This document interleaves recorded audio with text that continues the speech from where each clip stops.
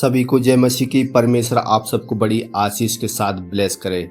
मेरे दोस्तों, मेरी मसीह भाई बहनों, मैं आपको एक बात बोलना चाहता हूँ जो आने वाला समय बहुत भयानक है। दोस्तों, बहुत खतरनाक तरीके से समय आने वाला है।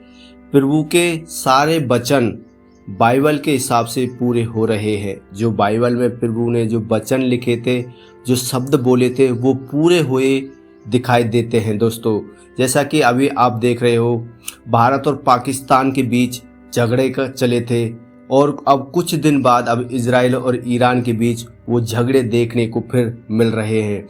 जैसा कि बाइबल के वचन में लिखा है कि एक देश दूसरे देश पर चढ़ाई करेगा। दोस्तों, वही अब हम देख रहे हैं।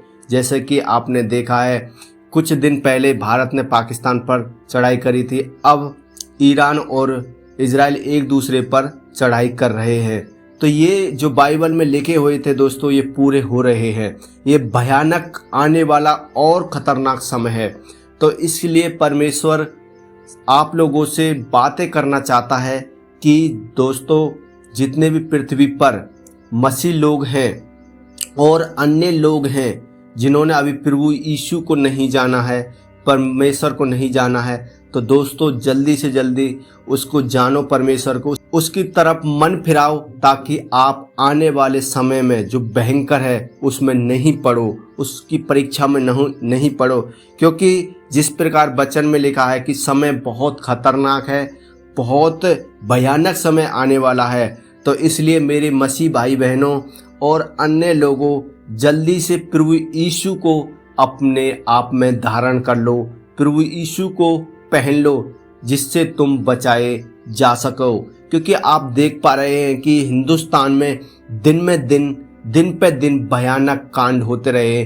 कहीं पर बाढ़ आ रही है, कहीं पर लोग एक दूसरे का शोषण कर रहे हैं, कहीं पर अत्याचार हो रहे हैं, पति पत्नी को मार रहा है, पति और पत्नी पति को मार रही है। तो इस प्रकार भयानक दिन देखने को मिल रहे हैं। और दोस्तों, इससे और भी खतरनाक आने वाला है। क्योंकि मैंने एक अभी पास्टर की भविष्यवाणी सुनी थी। उन्होंने कहा है कि आने वाला समय चमड़ी का रोग है। इधर उधर लोग रो रहे हैं, भटक रहे हैं। बहुत भयानक समय।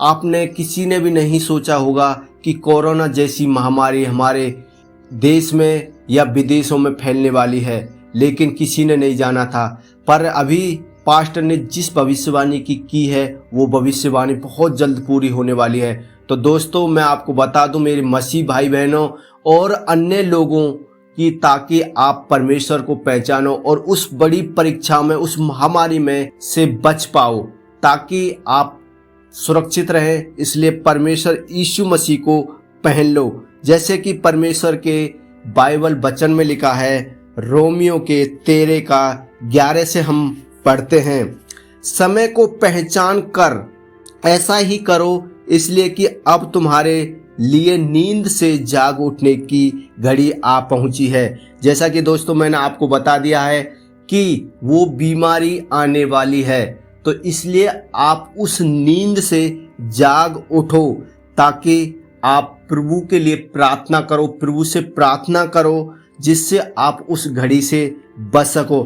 क्योंकि जिस समय हमने विश्वास किया था, उस समय के विचार से अब हमारा उद्धार निकट है। दोस्तों, मैं आपको बता दूं कि वो महामारी आने के बाद परमेश्वर फिर जल्दी इस पृथ्वी पर आने वाले हैं। वो उद्धार का समय वो निकट है हमारे पास। क्योंकि पहले परीक्षा होगी, जो परीक्षा में बच जाएगा, जो परमेश्वर उस बीमारी से, महामारी बीमारी से जो जिसको बचाएगा, वो फिर परमेश्वर के उद्धार के दर्शन को जरूर देखेगा।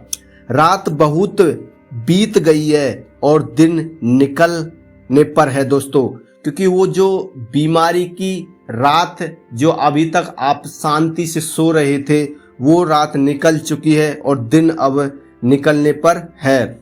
इसलिए हम अंधकार के कामों को त्याग कर ज्योति के हथियार बांध लें। देखो दोस्तों, परमेश्वर ने सीधा कह दिया है कि अभी तक जो आप पाप में, जो अंधकार में चल रहे थे, उससे निकल जाओ और ज्योति के हथियार को बांध लो। मतलब ज्योति का हथियार यह है कि प्रार्थनाओं में पवित्रता में, शुद्धि में हो जाओ।